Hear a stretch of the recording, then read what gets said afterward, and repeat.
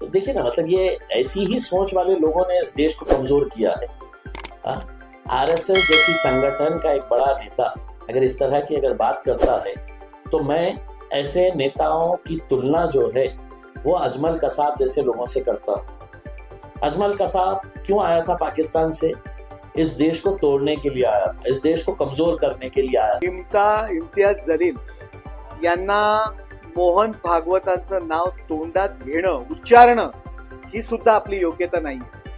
त्यामुळे आपण मोहन भागवतांचं नाव तोंडात घेण्याकरता खूप तपस्या करावी लागेल। इम्तियाज जलील यांना माझं एवढंच सांगणं आहे की रोज काहीतरी मोहनजी भागवत असतील यांच्या विरुद्ध बोलण्यापेक्षा जे आता देशविरोधी कारवायांमध्ये एटीएसने तरुण पकडलेले आहेत त्यांना काहीतरी चांगलं सांगण्याच्या दृष्टीने असे हिंदुस्थानामध्ये हजारो तरुण देशाच्या विरोधात काम करण्याच्या मोहीमध्ये सामील आहेत। आपल्या सरकारने त्यांना मार्गदर्शन करा आणि देशप्रेमाच्या, देशाच्या फायद्याच्या प्रवाहात आणण्याचं काम करा।